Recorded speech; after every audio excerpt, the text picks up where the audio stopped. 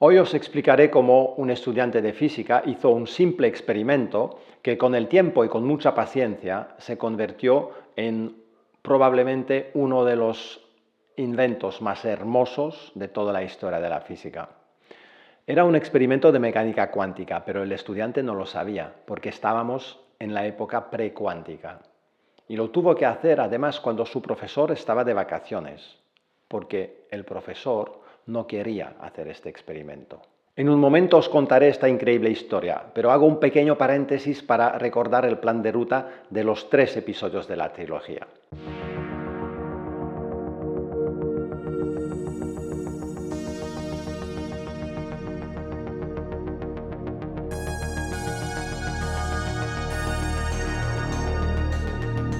Prepararos para un viaje increíble. Os voy a contar una de las historias más extraordinarias de la física. Una verdadera epopeya que empieza en 1896 y acaba en la época actual, pasando por eventos interconectados y físicos diferentes en épocas diferentes.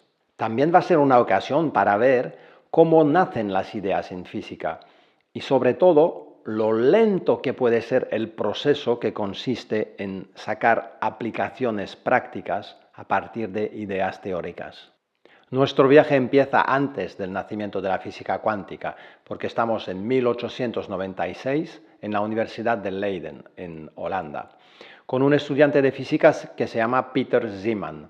En realidad, hoy no lo llamaríamos estudiante porque ya se había doctorado, pero en aquella época, como no tenía puesto permanente, no era profesor en una universidad, pues los asistentes lo seguían llamando estudiantes. Entonces, Peter Zeeman era asistente de un profesor que se llamaba Kamerlingh Onnes. ¿Y qué hizo mientras su profesor estaba de vacaciones? Pues aprovechó para hacer un experimento que su profesor le había prohibido hacer. Zeeman quería saber si los átomos eran magnéticos o no. Básicamente quería observar el comportamiento de los átomos en presencia de campos magnéticos. ¿Y por qué su profesor no quería hacer este experimento? Bueno, Kamerlingh Onnes era un profesor pragmático que quería resultados publicables y no perder tiempo con experimentos dudosos imaginados por un asistente.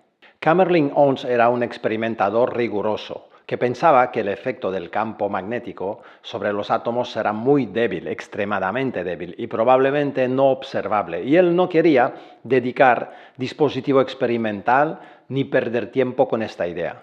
Además, en 1896 los átomos son solo una hipótesis, no hay claras evidencias de su existencia, solo una fuerte sospecha. Bueno, entonces lo dicho, Zeeman se espera que su profesor se vaya de vacaciones y hace el experimento. Recibirá el premio Nobel por ello. Pero, ¿qué ha observado realmente en su experimento? Decide modificar un experimento bastante clásico que consiste en calentar un gas de sodio y observar la luz emitida. Los físicos ya sabían que cada gas tiene su propia firma, su propio color emitido. De hecho, es una manera de analizar los componentes de un gas, mirando la luz emitida, mirando las líneas espectrales. Por ejemplo, el sodio sabemos que tiene 2 líneas amarillas. Esto se llama la descomposición espectral. Cuando miramos la luz del sol, si la descomponemos, veremos todos los colores del arco iris. Pero el sodio, cuando emite luz, vemos solo 2 rayas amarillas en lugar de todas las frecuencias. Estas 2 líneas amarillas son la firma del elemento sodio. De hecho, es un método también utilizado en astrofísica para analizar la composición de las estrellas. Buscar en el espectro emitido por las estrellas las firmas de los elementos conocidos. Bueno, pero nos alejamos porque Zeeman no observa las estrellas. Zeeman simplemente observa la luz emitida por el sodio y primero comprueba que aparecen bien las 2 líneas amarillas conocidas del sodio. La intuición de Zeeman es buena porque él piensa, si el sodio emite luz y si los átomos existen, probablemente son ellos que emiten esta luz. Con lo cual, él decide observar esta luz, que es lo único que tiene relacionado con una posible actividad de los átomos. Entonces decide aplicar un campo magnético y ver si hay algún efecto sobre estas líneas espectrales, porque si es el caso, esto quiere decir que la luz emitida es sensible al magnetismo. Zeeman va un poco a lo desesperado. Él cree en la existencia de los átomos y ha decidido hacer este experimento. Bueno, ¿y qué consigue con esto? Pues que las dos líneas amarillas del sodio se convierten en varias líneas, como podemos ver en esta foto. Las líneas se multiplican. Decide enseñar este resultado a su director de tesis doctoral, que no es menos que Hendrik Lorentz. Lorentz ya iba diciendo que si existen los átomos, seguramente hay partículas cargadas dentro, con lo cual en realidad no se sorprende de ver que hay algún efecto del campo magnético. Lo que pasa que no entiende bien por qué las líneas se multiplican. Es normal, todavía no se ha inventado la mecánica cuántica, entonces se limitan a dar una explicación clásica de por qué el campo magnético perturba, pero no saben mucho más. Reciben el premio Nobel por lo que hoy se llama el efecto Zeeman. Ahora nos vamos a dar un salto en el tiempo, nos vamos a 1922 con Otto Stern y Walter Gerlach. Stern y Gerlach van a perfeccionar el experimento en una época en la que ya se ha demostrado la existencia de los átomos. Utilizan un dispositivo experimental que es capaz de producir un chorro de átomos de plata que van bien en línea recta hacia una pantalla. Luego aplican un campo magnético para ver el efecto sobre la trayectoria de estos átomos. Puede parecer complicado, pero la idea es muy sencilla. Quieren comprobar si los átomos se comportan como pequeños dipolos magnéticos. Quieren saber si tienen propiedades magnéticas. Entonces crean este chorro de átomos de plata y aplican un gradiente de campo magnético. Hace falta un gradiente porque si no, no hay una fuerza neta sobre los pequeños imanes. Entonces, si realmente los átomos son como pequeños imanes, se van a desviar. En cambio, si no son magnéticos, van a seguir en línea recta y tendremos solo una mancha en el centro de la pantalla. Bueno, en realidad, si los átomos son magnéticos, habrá una nube alrededor del centro, porque si un átomo es un imán, pues no hay motivos para que tengan todos el norte en la misma dirección. Habrá de todo, con lo cual algunos se desviarán hacia arriba, otros hacia abajo, otros lateral, y habrá una nube alrededor del punto central. Hacen el experimento y observan algo realmente sorprendente. Efectivamente, hay un efecto, la trayectoria no es recta, no es un punto central, pero hay dos manchas, una arriba y una abajo. Si Zeeman hubiera hecho este experimento no lo hubiera entendido, porque estaba en la época precuántica, pero en 1922 Stern y Gerlach ya han oído hablar de la cuantización. Entonces, imaginan lo que puede estar pasando. En realidad, Otto Stern no creía en la cuantización. Es un físico clásico. Él pensaba que la física es continua y no discreta. Pero nos da una buena lección de humildad, pensando que solo los idiotas no cambian de opinión y cuando ve el resultado del experimento, coge la foto de las manchas, le da la vuelta y lo usa como una carta para escribir a Niels Bohr y le escribe lo siguiente. Profesor Bohr, le pasamos la prueba experimental de que su teoría está confirmada. Pero, ¿qué está pasando realmente en el experimento de Stern y Gerlach?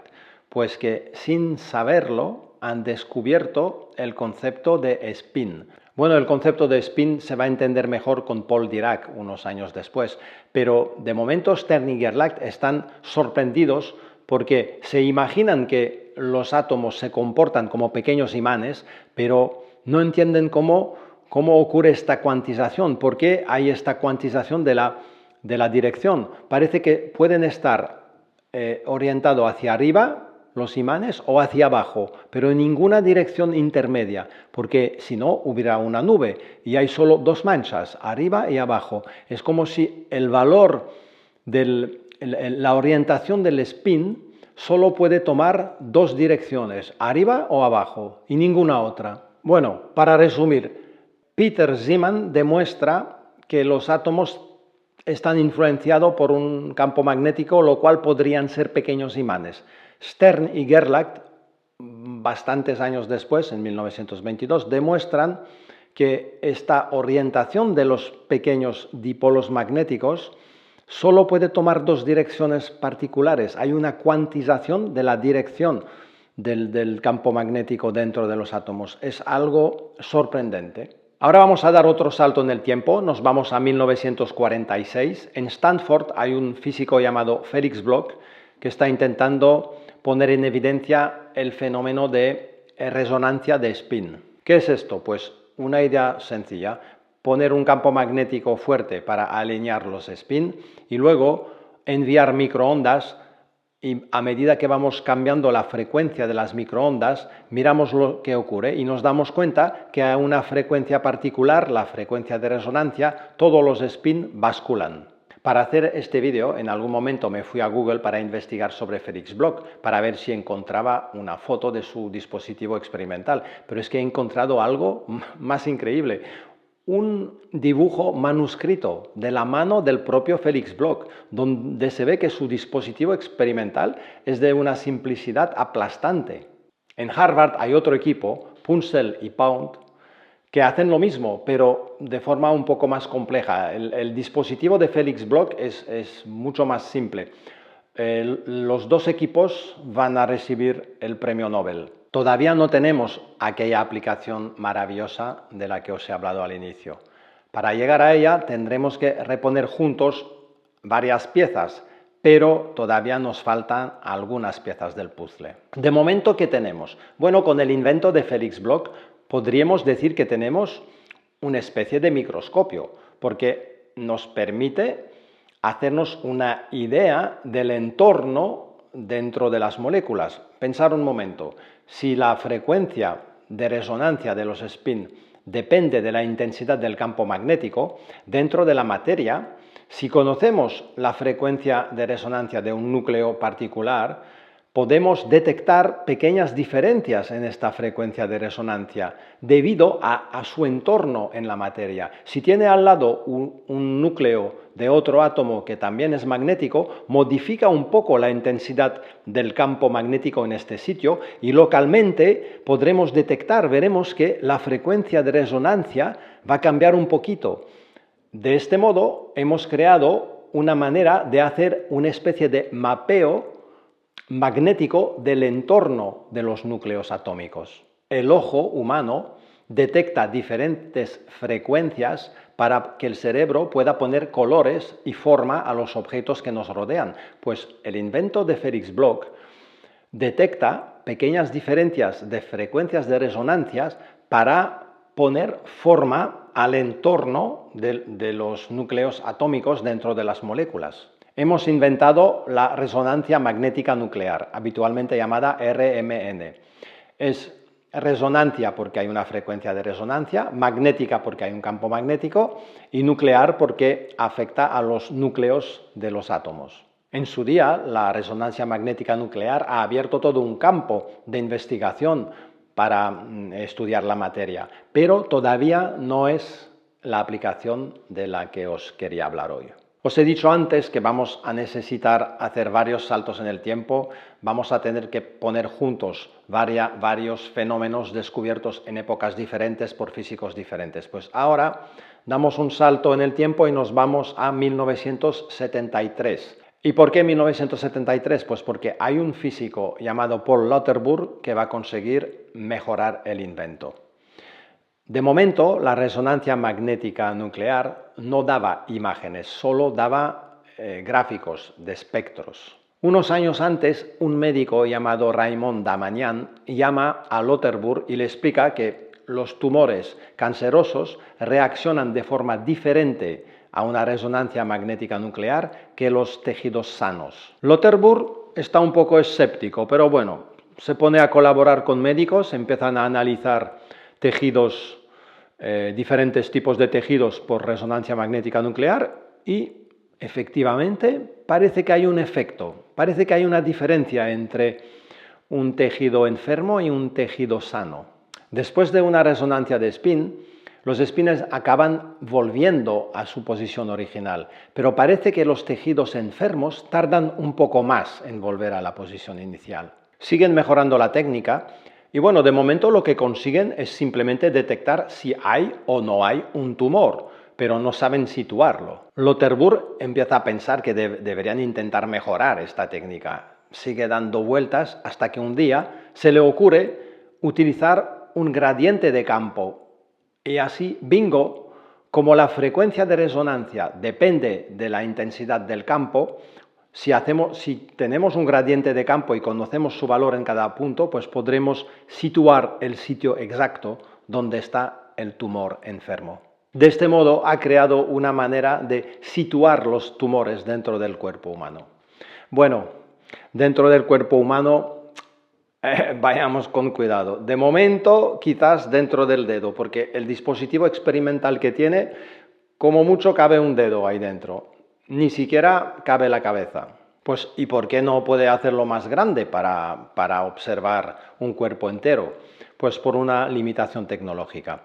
Nadie sabe cómo hacer un campo magnético suficientemente intenso. De hecho, cuando lo intentan, las corrientes eléctricas necesarias dentro de las bobinas de cobre para producir este campo magnético son tan intensas que se funden los cables eléctricos, la bobina de cobre se funde literalmente antes de llegar a la intensidad del campo magnético deseada. Esto se debe al efecto Joule, que dice que una corriente eléctrica calienta el cable por el que pasa. Esto parece ser una limitación casi absoluta al tamaño que podríamos dar a este invento. Sí, pero esto sería sin contar con el descubrimiento de otro fenómeno. Lo increíble es que quien descubre este fenómeno lo va a hacer en otra época. Vamos a volver atrás en el pasado. ¿Y quién lo va a descubrir? Es Kamerlingh Onnes. ¿Os acordáis de este profesor que se iba de vacaciones mientras Peter Zeeman hacía el experimento sobre el magnetismo? Pues Kamerlingh Onnes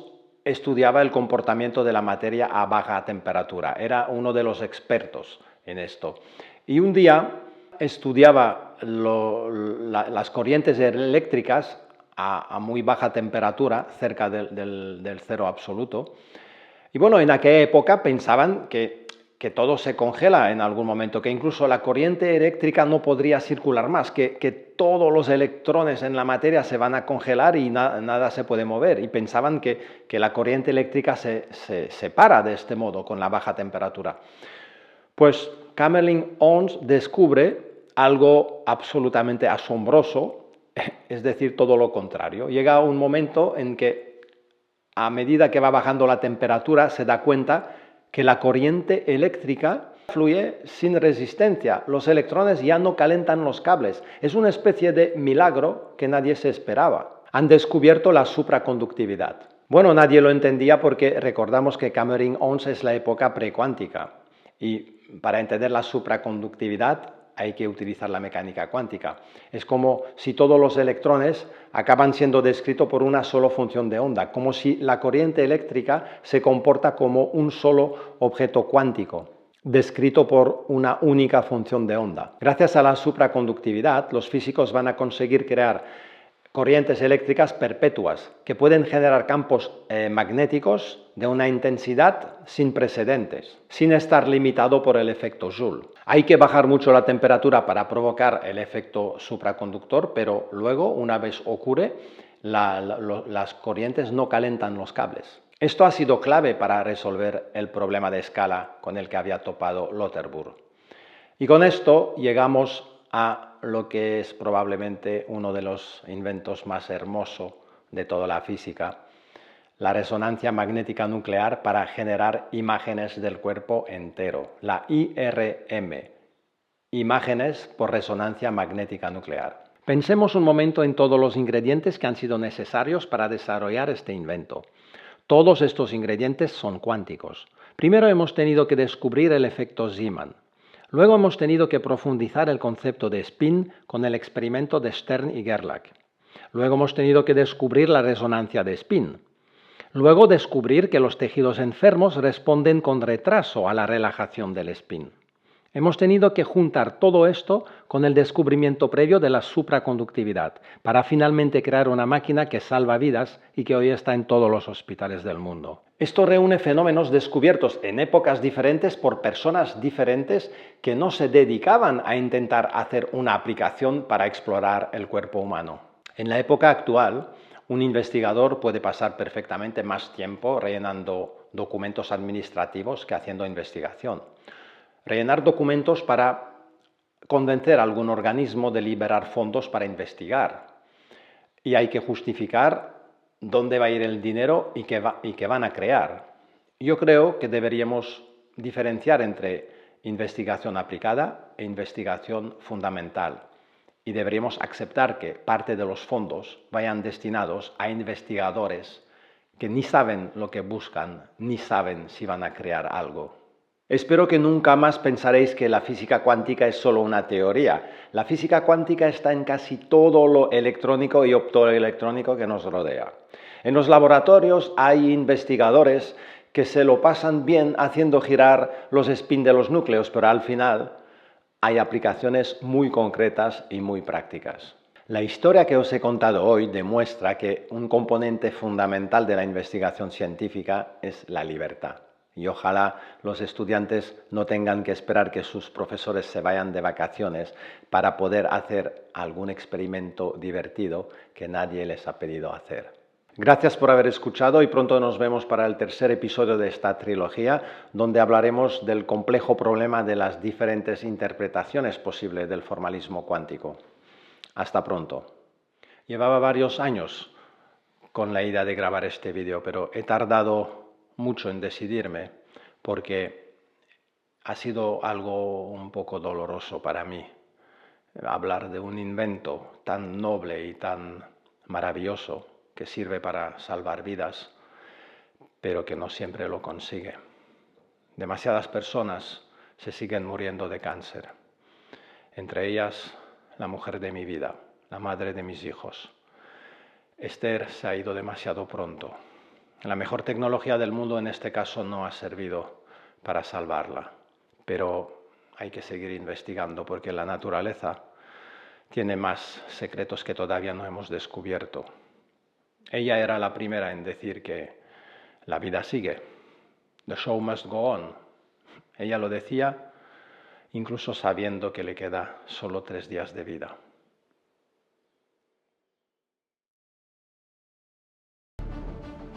¿Cómo puede la luz empujar cosas si no tiene masa? El fotón tiene masa igual a 0 y sin embargo transmite cantidad de movimiento, momentum. Este matemático encontró algo más fundamental que el tiempo que puede servir de fundamento para ver aparecer el tiempo como propiedad emergente.